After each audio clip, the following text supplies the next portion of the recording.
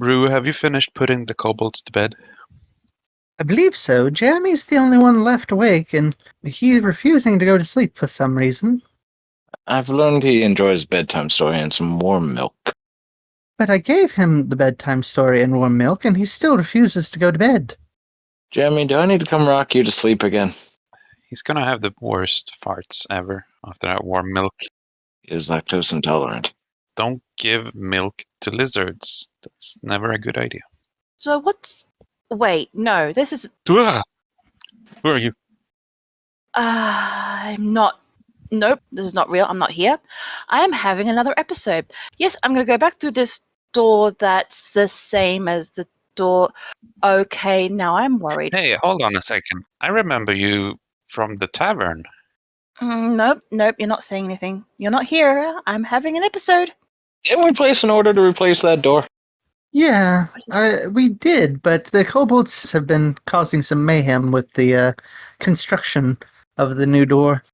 This kobold, who are you? I'm sure that I am not asleep. I was literally just walking out of a house in the middle of a blighted city, and no, you exist in my mind. I dreamed you. That never happened. I'm Ephraim. Yes, I am Rue, Nice to meet you again. and we are the Delegation of Dreamers. And I'm Shura. You did not completely dream us. We are real. It's just we're in a different realm. How you got here, that is a good question. I feel like someone may be pulling some strings again. Oh, so I'm talking to a squid flower, two dragons. No, this is fine. This is completely fine. This is par for course of my life so far. Yeah. Rue goes by the term Cephalotus Fey. Cephalotus Fey? Cephalotus Fey, like the cephalotus plant, a type of pitcher plant. It's quite easy to say. Ephraim, I know that you do that to annoy me, but I'm going to let it slide this time. But could you remind us who you are? Yeah. You can call me Major Colette. And I will not give you my last name because I know what happens to people who give their full names to dragons. I'm no offense to you, sirs, ma'ams, the objects of other universes. What generally happens? They smile and they fly off. Well, that doesn't seem so bad. Don't worry. I don't smile. Around you, I never smile. But would it help you if we got Jeremy to bring you some tea and biscuits? He is still awake. I'm sorry, tea and biscuits. Aren't we in a cave? We also have Kobold Scout cookies. We might live in a cave, but we're not completely uncivilized. As I can see. Okay, so how am I going to get back? I'm actually doing something quite important right now. Can you get me back? It'll take a little bit because I have to rework how the door works, but we should be able to get you back in a little bit. Oh. I think you turned the crank on the door to charge it up. No, the crank is just an object for the kobolds to occupy them when they're not working. Pretty sure it's a hand crank teleport. I'm here outside of my own world, and I'm talking to a Cepha plant and to dragons. I'm sorry if I'm just a little bit bewildered here and hoping that I haven't completely lost my marbles. Mayor, sorry, that a little bit insensitive. Please say after me. Cephalefalefasfey. Please don't mind him. You can just call me a plant. It is pretty accurate. I'm just surprised that he wasn't offering to share his marbles. Sorry, I'm just not. Well, all plants in where I come from don't talk. Understandable. I'm technically part plant, part fae. It's fae magic bullshit, as one person I know used to describe it. Pleasure to meet you. Excuse me if I'm just not going to come any closer. No, that's understandable. Would you like to see? This might take a bit to reset. You're not going to eat me? I didn't plan on it. but we are going to offer you cookies. The cookies aren't laced, are they? Jeremy, can you bring some tea and cookies? We give cookies and tea to all the people who come here, so don't worry, they're harmless. If you'd prefer proof, we can consume some before you. You see, we did come across a green dragon who was immune to its own poison, so I'm not quite sure how you consuming something that would be fine for you would work for me. Well, I'm not immune to any poisons, so I could demonstrate. I'm sure that one of these two has got a poison from the last time somebody tried to attack us. It would not be a pretty sight. The dream thing. Delegation of Dreamers. Mhm. Yeah. Why did I dream of you in this tavern with a whole lot of other people who were varied stages of drunk and a lot of singing? Well, I don't think that was a dream. We didn't bring you there. Why are you asking us? yes, I think you may have accidentally walked into the realm-hopping tavern. I forget its name. It is quite a nice one. I believe it was the Tavern of Lost Dreams, and looking into it a bit, the tavern tends to pull in who it wishes. Oh, here's Jeremy with the tea. So, Mayor Colette, would you like to Mhm. tell us a little bit about your history? Well, my life is crazy as it is, so small talk with 3 people, things in a cavern is, yeah, completely up my alley. Jeremy, could you start cranking the door? Drink that, soldier boy. That's a kobold. Mm-hmm. Yes, they look like little dragons, don't they? They're quite cute. Yeah, I've never actually come across one in person. We have a ton of them, but most of them are asleep. Yes, Jeremy, for some reason, decided he was not going to sleep. And now I think that he had some kind of hint that someone was coming. Is Lyndon talking to the kobolds? Probably, I'm really worried about it. This tea's not poisoned. but he is not poisoned. I will even drink some. Please do. Unless Jeremy dipped his fingers in it again, I don't think there's anything to worry about. I've been having Jeremy make sure he cleans his hands, so even if he did, there wouldn't be anything nasty in it, but it's still not a pleasant thought. But this tea is actually quite good. It seems to be hibiscus. Okay, I'll try it. But just so you know, if anything happens to me, I will be avenged. Good to know. Quite understandable. All right. Okay. What was your questions again? I'm working on calming down. Oh yeah, where are you from? Oh, well, currently I'm in a town called Melismere, which is, how do I put it? This world is broken up a bit. We had a cataclysm about 1,000 years ago, and ever since then, it's not been quite what it could be, if that makes any sense. I mean, of course, you live here. This is your world, isn't it? Or is this another world? No, you're in the realm of forgotten memories and dreams. For the moment. Okay, so another realm. Do you come from this Millasmere? No. We're here hunting down parts to a great machine which should help us foretell when and where the next cataclysm is going to happen and hopefully prevent it. Oh, you're building a watch A watch, to keep track of time for when the next cataclysm comes. more like these machines that we've been coming across, they show the circulation of the planets Uh-huh.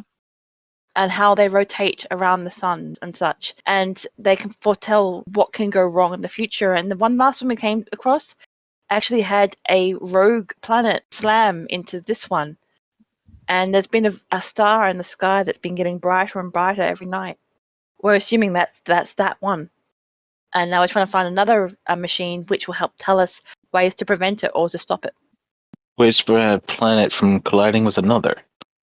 Yes, we're trying to prevent the end of the world. That would take a massive amount of energy. Yes, that's the other thing. Every time we come across one of the machines, we have to also hunt down the power for it. And it's limited. It doesn't work for very long. And it's hunted also by a lot of different people. So we've been on this quest for quite some time. Can you tell us a bit about your hometown? Well, do I have to? No, you don't have to. I think it's quite a leap to go from saving the world from talking about your home. It's not so much a leap. It's more that my home hasn't been called my home for a very long time. Understandable. Also, I'd rather not talk about that part of my life. It's It's behind you. just sort of. I plan to go back eventually, just not now. And preferably when some people have, hopefully, moved on from this mortal coil. Then can you tell us how you got on this quest originally? Well, that's going back a bit. Hang on. So this tea is really good, by the way. Hang on. Okay, I'm being distracted by tea. You can tell I'm a little stressed out. Yes? Yeah. Okay, there's a reason for that. This quest didn't start off as a quest.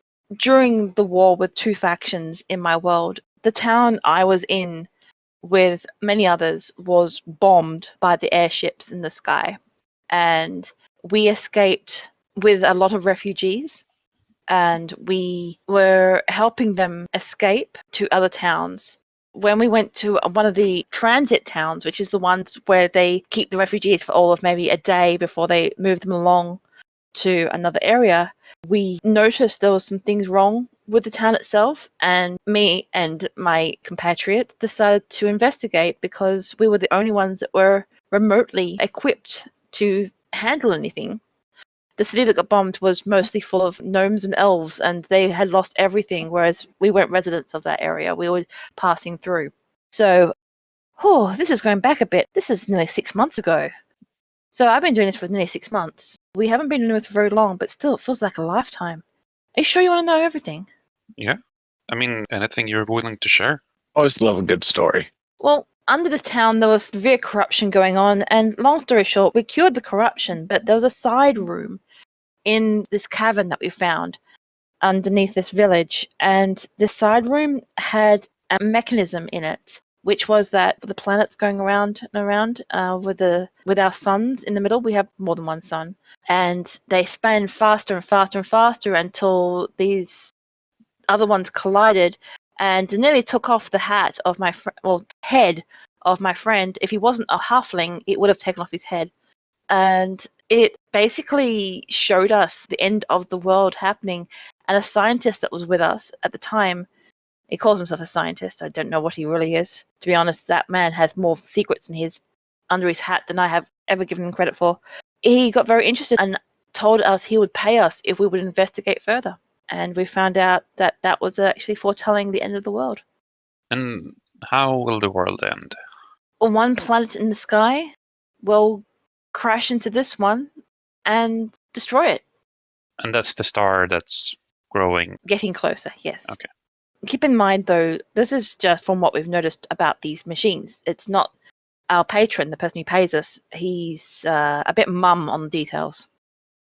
From I'll be honest, I was expecting you to say, what about Dad? Ooh, I wish I would have thought about that. So the saving of the world was not the original quest. Who hired you for the original quest?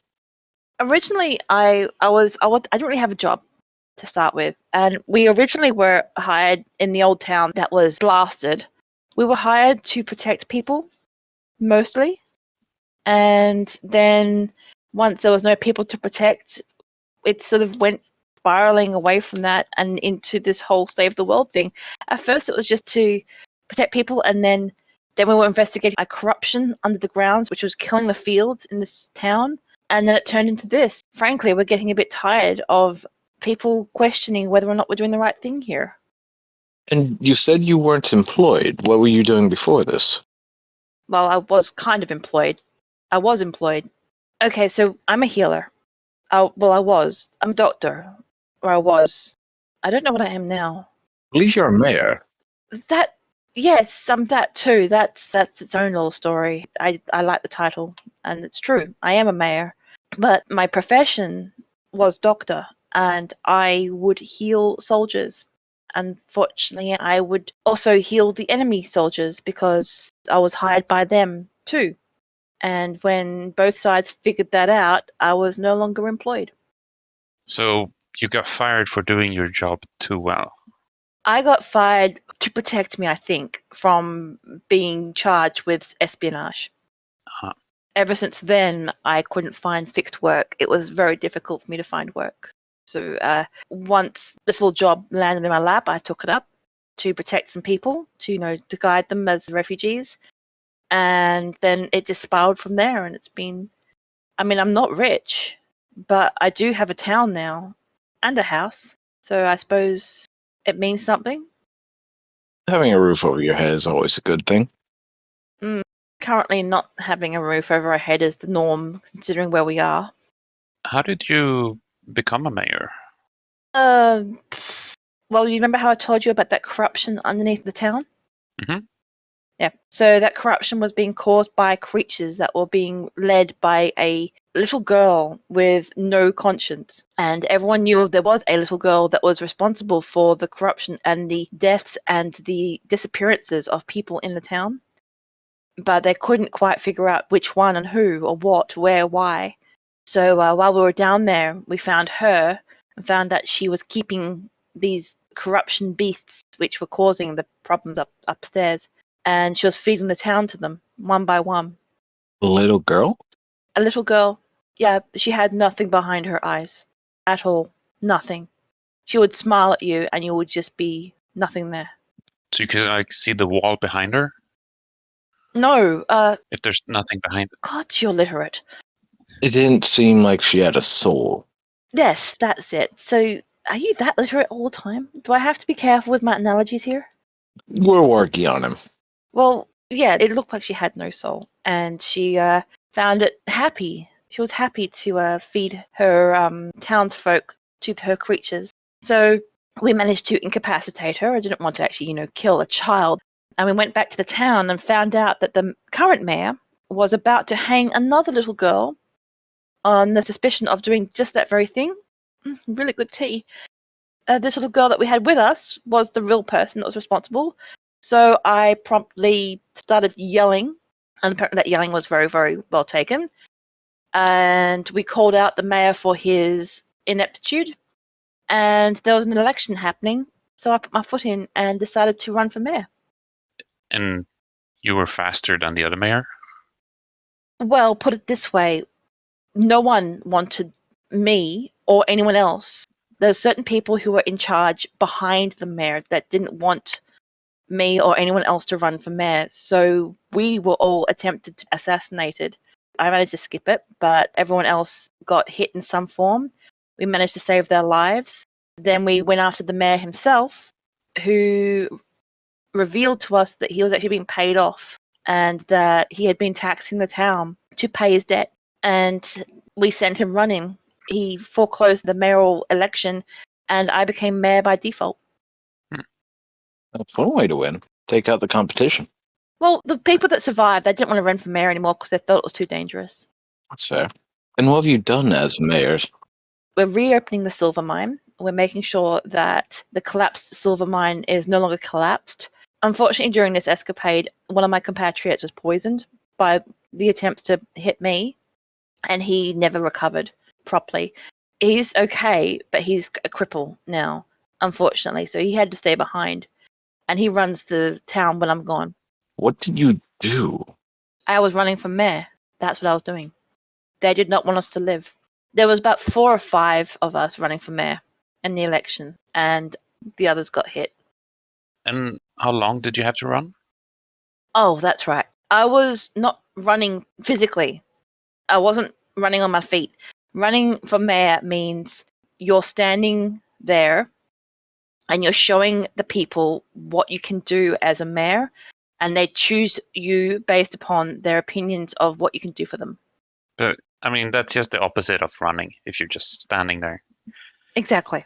But my friend now runs things in my stead, and they're building a wall around the town because the corruption has lifted from the fields. They are reopening the fields, and they're trying to build the population up so they can get more people pulling the fields and filling up the empty homes again.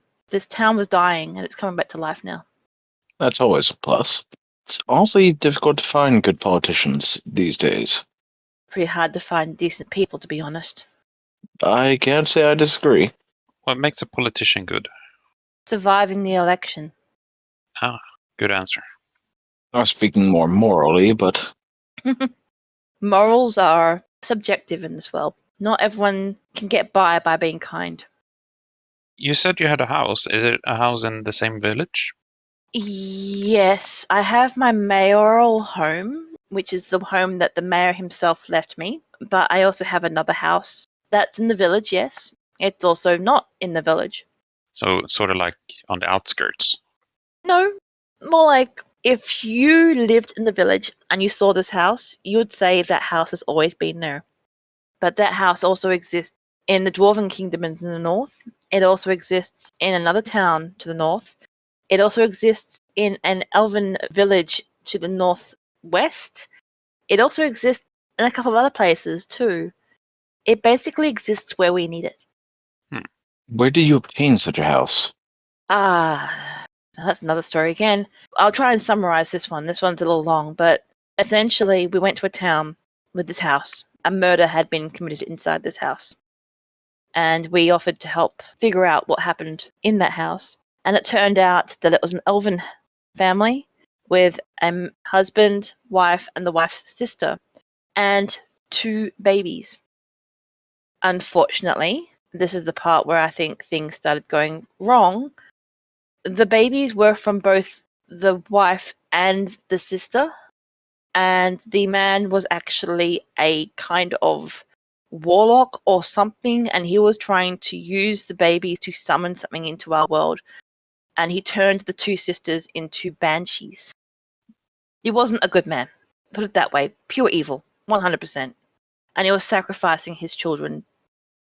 We managed to save one of the children, thank goodness, right before the sacrificing, and as a result, between us taking him out and saving the child, the house became ours, and we found out that it could travel. It chose you. It chose us. Yes. Sisters don't normally have that kind of sentience. We thank it every time it opens a door to us, even though it doesn't answer. We don't risk it. Everything in this world we don't risk. Clarify for us that you don't risk. What do you mean? Are you saying we're cautious all the time? Yeah, we're cautious all the time. Can you give us an example of when you possibly might have gone overboard with the caution? Ooh. Yeah. I mean, one of my compatriot, he's a rune knight. He takes things to the next level a little bit too often.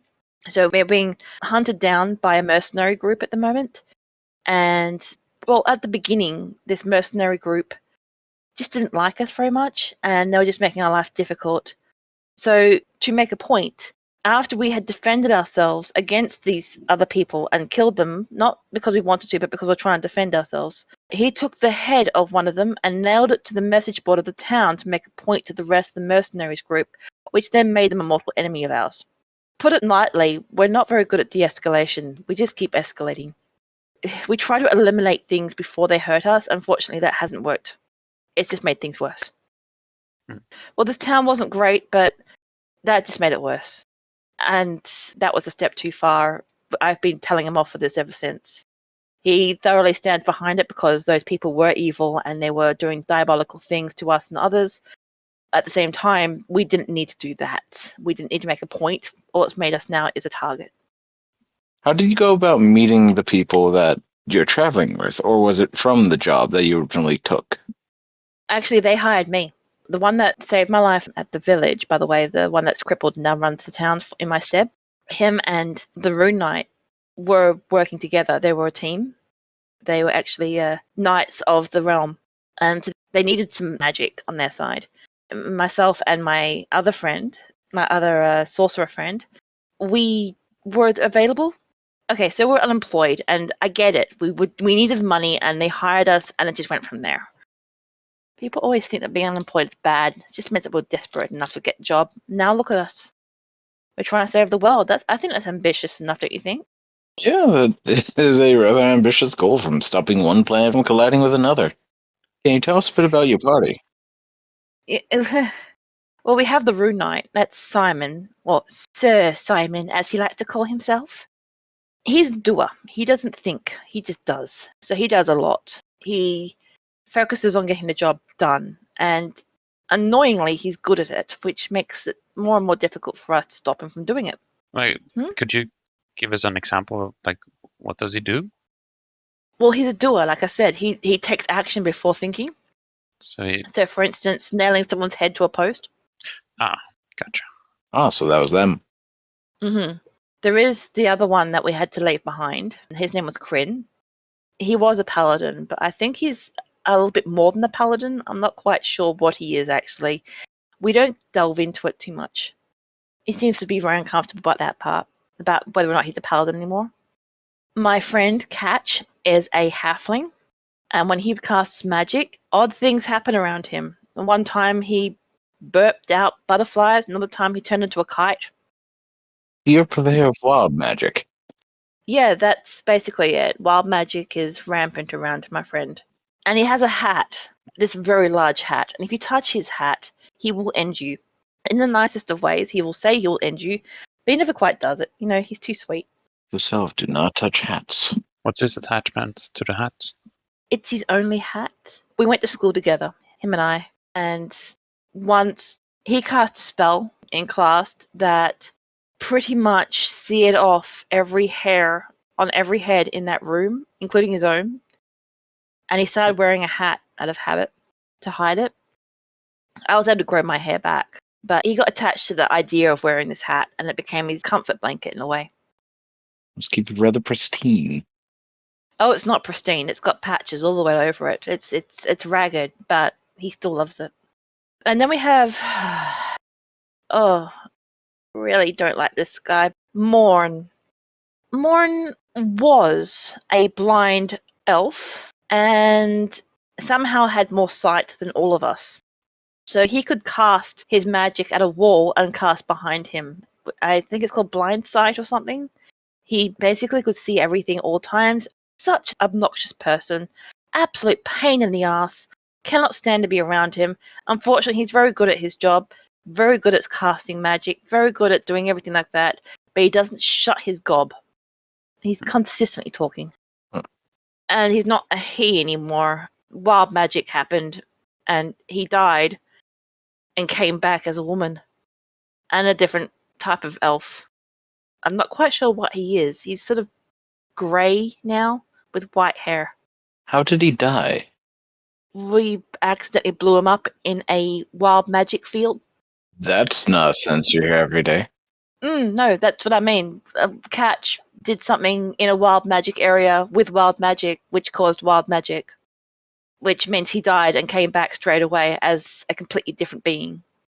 I was wondering, I noticed you have a couple of magic items on you, and I was going to ask you before we got on the topic of your party, but would you mind describing those for me?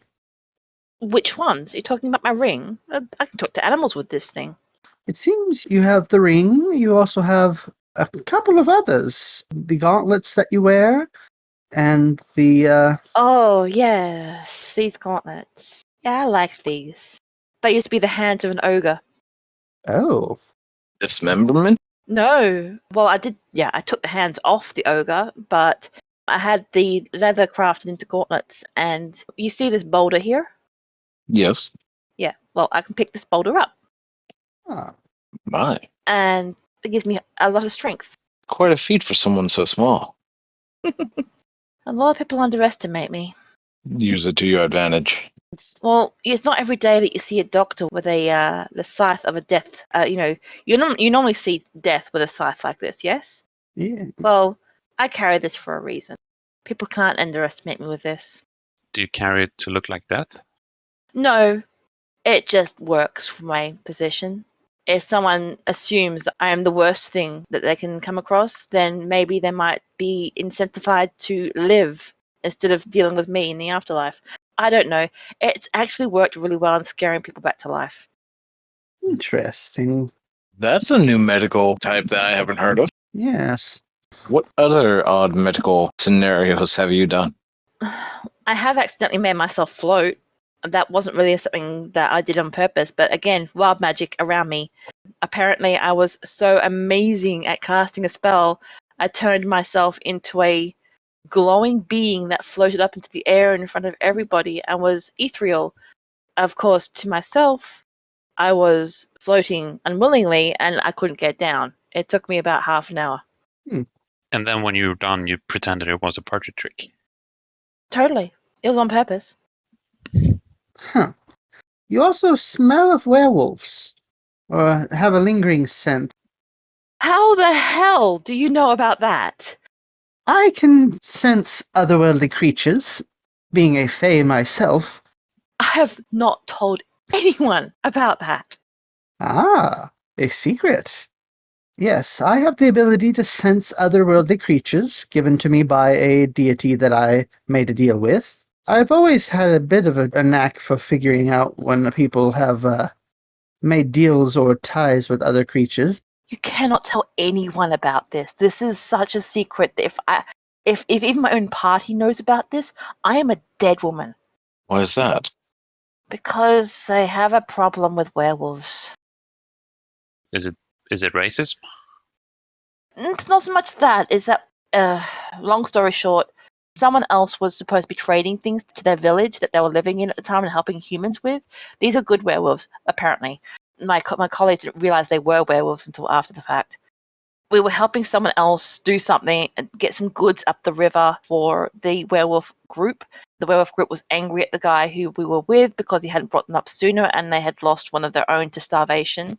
So we managed to strike a deal to start trading things. We have a lot of ways to get around with that house of ours, so we were able to trade very easily. And we're going to try and get more and more food up to this village. Because of that, they shook hands with me while I was wearing these gauntlets. And we squeezed a little bit tight, and they cut me and then told me afterwards that we were now bloodbound and that they would know where I was at all times from now on. My party had hoped to have left those people behind and have them never know where we were. Ah, Surely that wasn't your fault. It's not my fault. It's more of they don't want me to be an alarm bell that brings werewolves to the group in case we stuff up our deal. it could also be a good thing to have the werewolves know where you are in case something should happen to y'all that maybe you need help with, and the werewolves somehow figure it out. They could come to your aid. Yeah, like if you need to chase a tabaxi up a tree. Corinne was surprisingly a tabaxi. No, that's actually just it. I mean, if we need these werewolves when I'm back in the town, back in Brightville, my town, and Corinne, the tabaxi, sees them, there's not going to be a pretty day. Quite an unfortunate set of events for you. I'm not quite sure how it's going to turn out. If I'm ever in trouble and the werewolves come, I mean, I'll be nice that they came to save us, but my group will know that I am a bell tolling the werewolves wherever we are at all times. And this is a pack that doesn't exist in one place. They are spread across the continent in small pockets of places all over the place. They will know, and they'll be able to come. But surely there are bigger things to worry about when the world is ending. Yeah. Well, considering we're in a city of corruption right now and keep getting attacked by six-legged ferrets, yeah, it's fine. It's fine. There's totally many things. Six-legged ferrets. Yes, they're essentially parts of the corruption. They are created by the corruption, and they are six-legged. They look like ferrets. They're not actually ferrets, but they look like ferrets. They look like carnivorous ferrets with 6 legs. But they're just one pair of legs away from being arachnids. Very long arachnids.